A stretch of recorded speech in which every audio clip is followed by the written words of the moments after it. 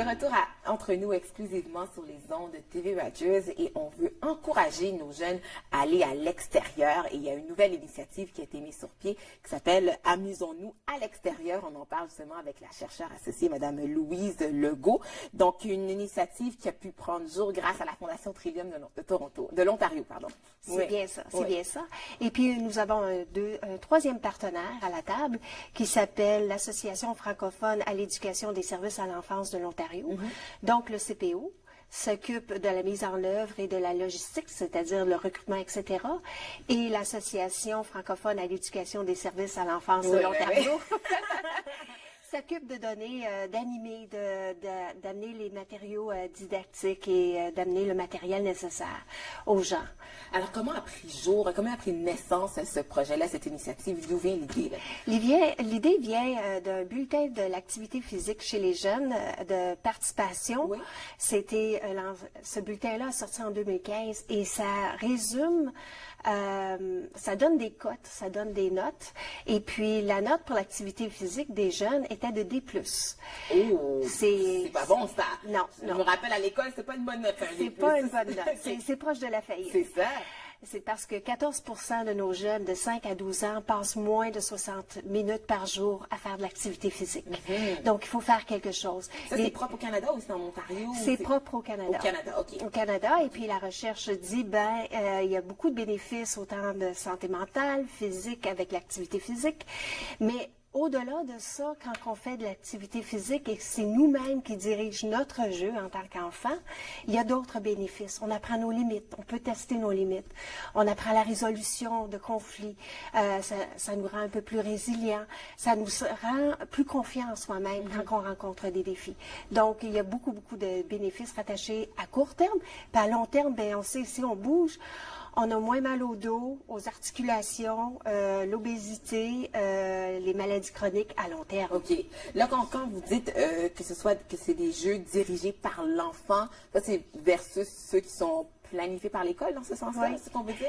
On parle de jeux structurés quand il y a un moniteur, il y a un coach sur place, etc., qui lui dirige le jeu. Okay. Mais c'est pas la même chose quand tu es tout petit, puis c'est toi qui décides qu'est-ce que tu fais. C'est quoi la grande différence? La grande différence, c'est que au niveau de créativité, résolution, c'est toi qui dois décider comment on s'arrange. Si on se souvient enfant, quand on jouait avec les autres enfants, on arrivait avec nos propres règlements. Puis des fois, il y avait des conflits, tu as changé d'idée, la résolution de conflits, etc. Donc, c'est pas la même chose. Et il y a deux besoins qui ont été identifiés par le conseil scolaire et puis l'association. C'est que d'abord, les gens, les adultes, il faut qu'ils commencent à faire la distinction en qu'est-ce qui est risque et puis qu'est-ce qui est danger. C'est ce que j'allais dire, parce que je me dis, si on dit on laisse les enfants jouer, diriger eux-mêmes leur propre jeu, il y a le risque qu'ils fassent des jeux qui sont beaucoup plus dangereux, là, par exemple. Comment on peut contrôler ça, finalement? C'est ça, puis je vais ajouter un troisième facteur. C'est le laisser-faire. C'est pas de les laisser faire ce qu'ils veulent. OK. Il y a une différence, encore une fois. OK, laisser-faire, qu'est-ce qu'on veut dire? Alors, il y a des barrières mises en place, et puis les jeunes jouent à l'intérieur de cette barrière-là. Par exemple, on joue pas au hockey sur l'asphalte, sur la 417. Bon point. Ça, c'est très dangereux. C'est très dangereux, c'est ça. Mais on peut jouer au hockey avec une balle dans notre quartier ou la circulation. Ça, ça peut être, il y a un risque, ça se peut qu'il y ait une auto qui arrive, mais le risque est plus petit. Plus petit que si on a joué sur une autoroute, d'accord. OK. Voilà. Donc, on voit un peu la distinction. Et dans tout ça, dans cette initiative-là, quelle est l'importance justement d'inclure aussi les enseignants? Parce que là, on dit, bon, oui, c'est du laisser-faire un peu, mais il faut quand même, comme on a dit, un peu... C'est pas du laisser-faire. C'est pas du laisser-faire. Faut pas dire ça. Faut pas dire ça. OK, je me corrige. Mais c'est plus, on laisse les enfants jouer. Initier eux-mêmes leur jeu. C'est ça, OK. Aller à la créativité, arriver avec leurs propres règlements, etc. Donc, il s'agit de mettre le matériel à la disposition. Puis, ce qu'on a remarqué, un des besoins, comme je vous ai dit tantôt, c'est de faire la distinction entre danger, risque et laisser-faire. Mais l'autre, c'est qu'on est tellement en train de dire à nos enfants quoi faire quand. On les structure tellement qu'ils regardent vers l'adulte quand quand ils arrivent sur le terrain de jeu. Bon, mais qu'est-ce qu'on fait ici? Donc, c'est de les amener à eux-mêmes initier le jeu, eux-mêmes initier leurs propres activités. Ça, c'est la deuxième chose. Donc, par exemple, on va... en parlant de règlement loufoque, j'ai entendu une histoire.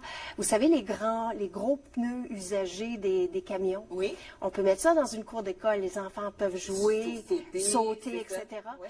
Mais Santé publique a exigé, puis je dis pas dans quelle ville, ça n'a pas d'importance, qu'on les nettoie et puis qu'on les désinfecte de façon régulière. Mais on parle de pneus à l'extérieur, avec la pluie, la neige, la terre qui est autour, le sable. Alors ça, c'est à l'extrême. Parce que c'est peut-être trop poussé dans ce cas-là. C'est trop poussé. OK, je comprends. Donc là, c'est un projet qui va durer sur 6 mois? Sur 6 mois. Alors, on parle de 3 rencontres. Il y en a c'est 2 séries de 3 rencontres. Les premières rencontres ont lieu en novembre, en février, ensuite en avril, pour prendre avantage des différentes périodes de l'année. Donc, de l'automne, l'hiver, c'est vrai. Et le printemps. Oui, voilà. Oui. Parce qu'on ne joue pas de la même façon avec de la neige que de l'eau. C'est vrai. Etc. Oui. Donc là, vous faites ces rencontres-là. Comme on a dit, vous travaillez avec le CFEO. Puis là, ensuite, on souhaite avoir un rapport. Finalement, qu'est-ce qui veut découler? En bout de ligne, il va y avoir un rapport qui va être soumis au bailleur de fonds, qui est la Fondation Trillium de l'Ontario, dans lequel il va y avoir des bonnes pratiques, les meilleures pratiques, les suggestions, les enjeux, les défis.